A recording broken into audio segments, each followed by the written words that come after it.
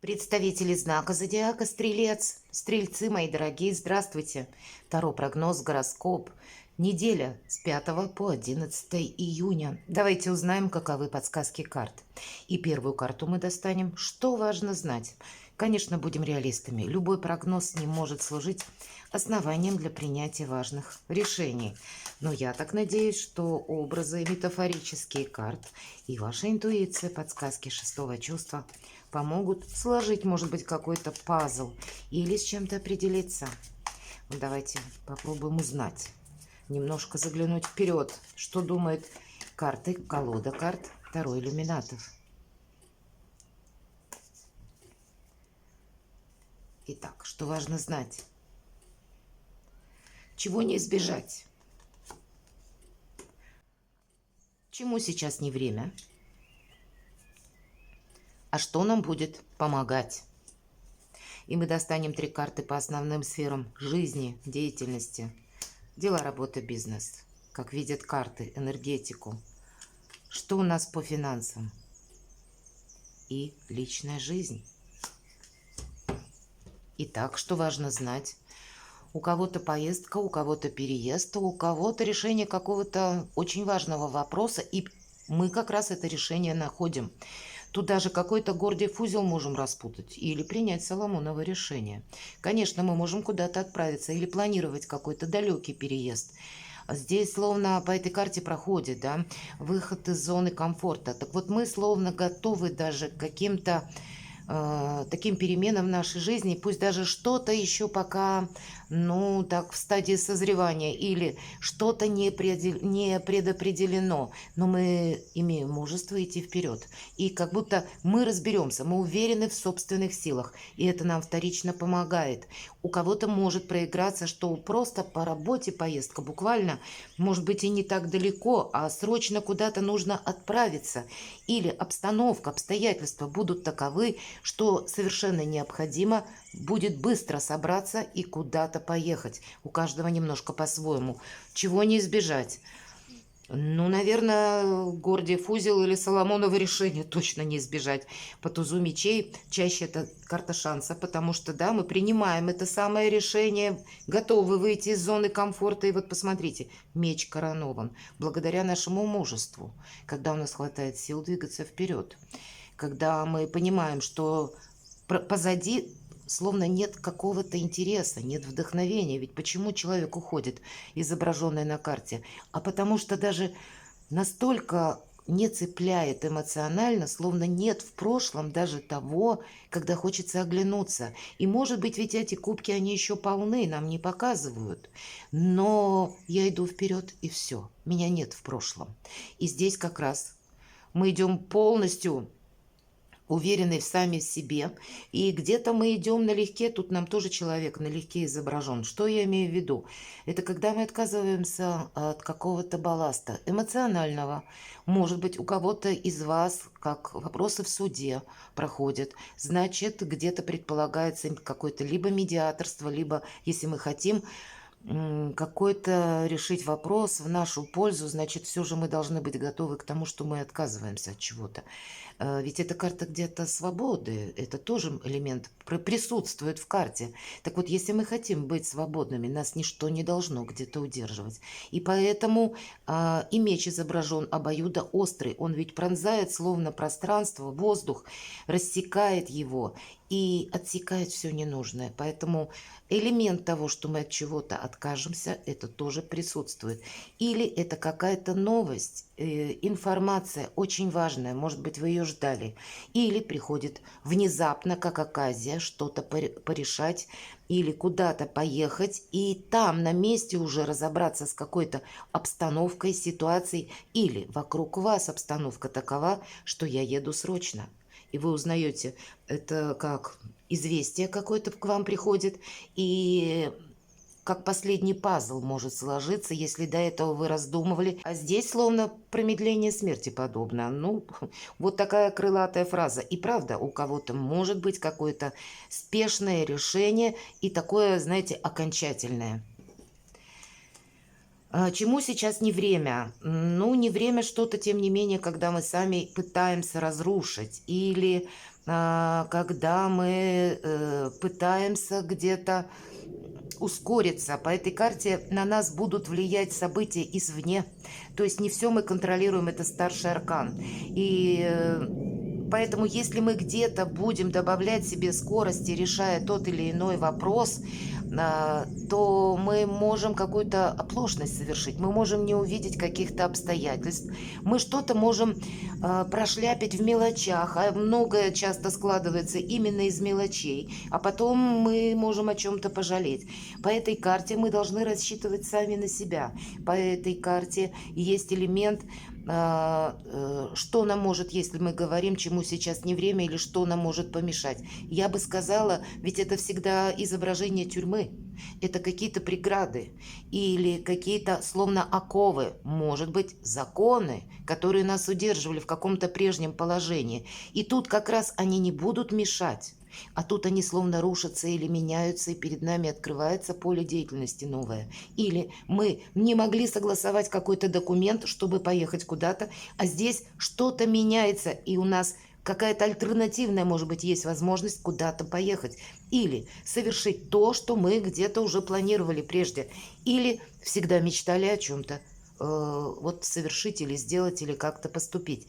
Единственный момент, все-таки сами мы какую-то ломку не должны инициировать. И если ситуация такова, тут ведь любой сферы жизни может касаться, если ситуация такова уже произошла, или прежде, или это было инициировано не вами, а кем-то другим, то вот мы тогда решение принимаем. Но сказать, что мы словно сами что-то, ну, как в отношениях, например, да, ломаем, хлопаем дверью, уходим, например, или хлопаем дверью с работы, уходим. Значит, нет, мы можем уйти, но сделать надо это более элегантно. Не время разрушению, понимаете? Нас судьба может впоследствии столкнуть с подобной ситуацией, когда будет необходимо взаимодействовать с конкретным человеком или обратиться в какую-то конкретную организацию, а нам вроде как и ноги туда не идут, потому что, ну, где-то так немножко сложилась некрасивая какая-то, может быть, ситуация. Так вот, чтобы у нас не было вот этой двойственности. А ведь правда, нам судьба дает как раз какие-то постоянно опыт, словно мы экзамен жизненный проходим. И если мы его не прошли, вот как расписано, наверное, там в небесных скрижалях, нам какой-то один и тот же опыт в разных вариациях жизнь словно преподносит снова и снова. Поэтому будьте так вот немножко сами себя, может быть, успокаивайте, где-то менее импульсивны, чтобы не поддаться желанию, может быть, и люди или организация, да, или вот, ну, что-то в обстановке даже и заслуживает того, чтобы мы как-то вот резко что-то сделали. Но с учетом того, что мы еще пока не знаем, это старший аркан, как в последующем разовьются события, поэтому будем так немножко хладнокровны в принятии наших решений. И тогда мы все сделаем правильно. Что нам помогает? Правда, вдохновение. Вот посмотрите, или переезд, или новая работа у кого-то, или новые грани сотрудничества какие-то, или получение какой-то новой должности, или переезд вообще в другую страну. Может быть, у кого-то обучение какой-то новой профессии, обучение, может быть, другим языкам.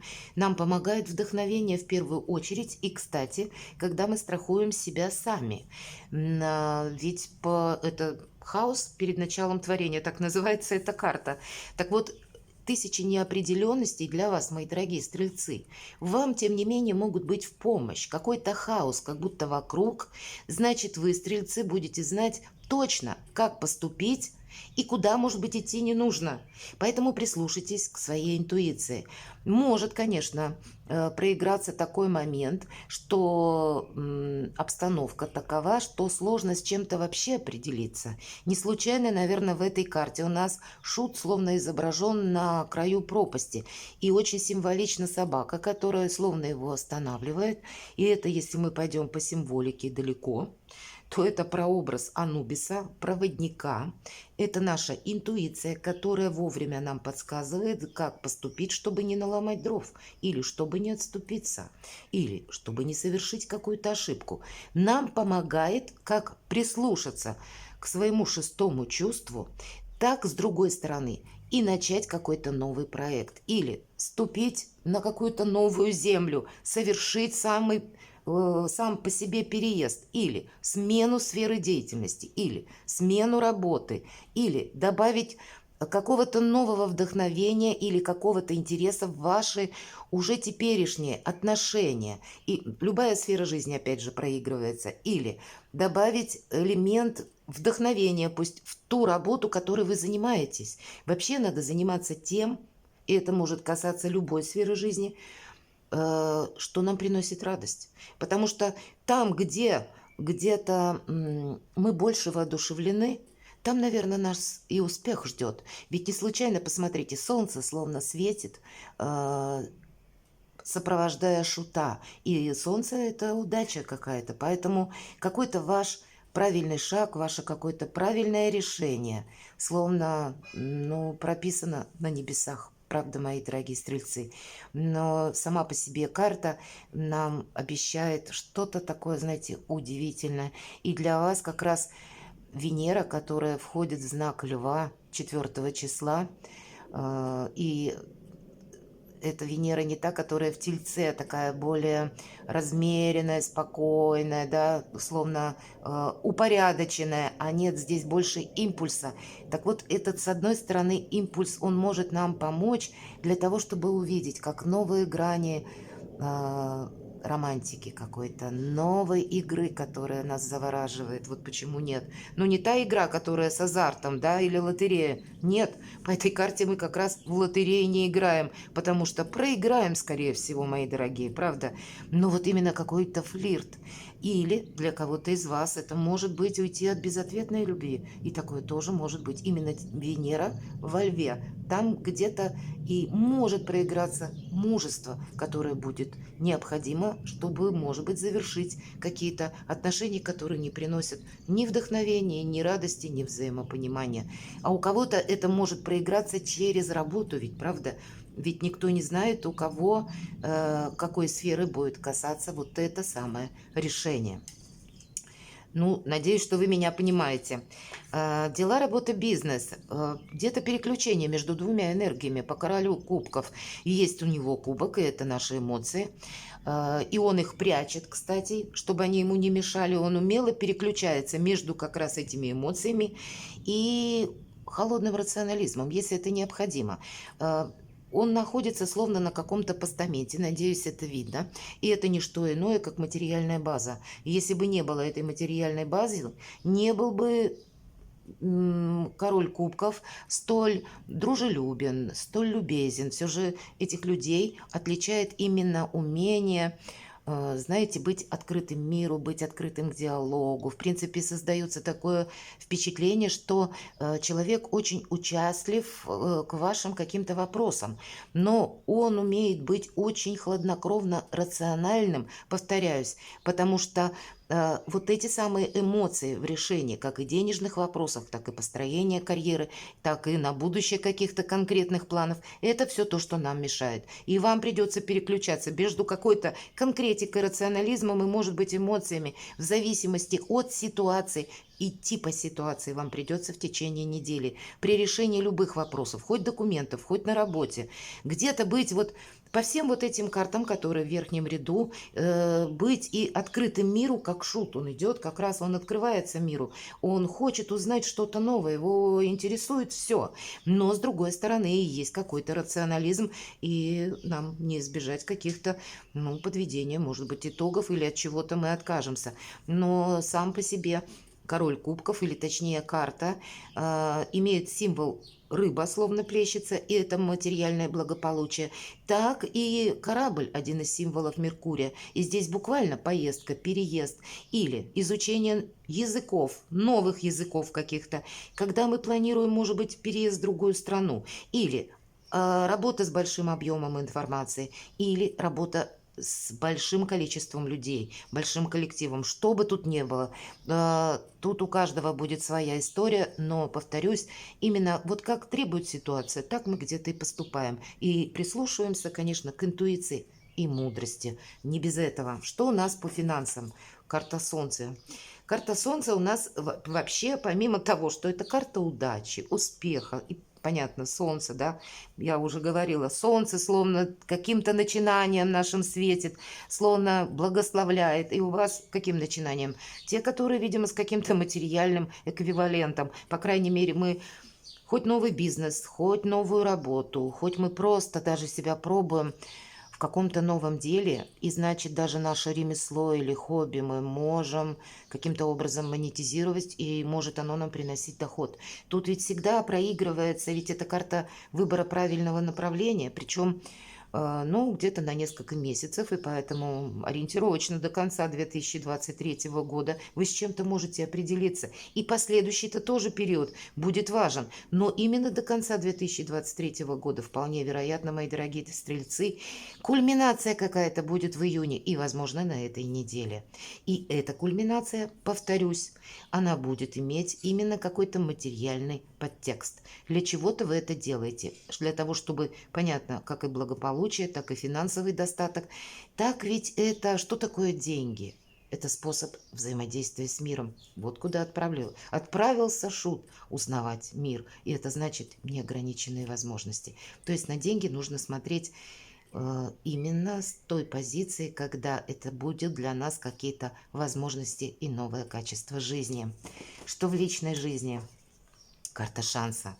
Шикарный вообще расклад у вас, мои дорогие. Тут может быть и есть какое-то решение, как вот начинается выход из зоны комфорта, мы сказали, да, где-то требуется от нас мужество, когда у нас хватает этого самого мужества идти вперед, и тогда мы получаем вот эту корону, да, и вот смотрите, как карты раскрылись. В любой сфере жизни и в личной жизни мы точно не должны быть один или одна. Мы можем с кем-то познакомиться, поэтому мы не закрываемся, мы должны быть открыты миру буквально. Ну а для тех, кто один или одна, дважды, трижды должны быть открыты миру, не должны быть в одиночестве, особенно вы, мои дорогие стрельцы. А для тех, кто в паре, это тоже что-то новое, интересное. Это вообще какие-то вы друг друга можете узнать словно заново. Или думать в унисон, планировать что-то интересное. И правда, какие-то возможности приходят для всех вас. Но, конечно, у каждого проиграется наиболее активно какая-то своя сфера жизни. Потому что туз жезл– это всегда где-то шанс.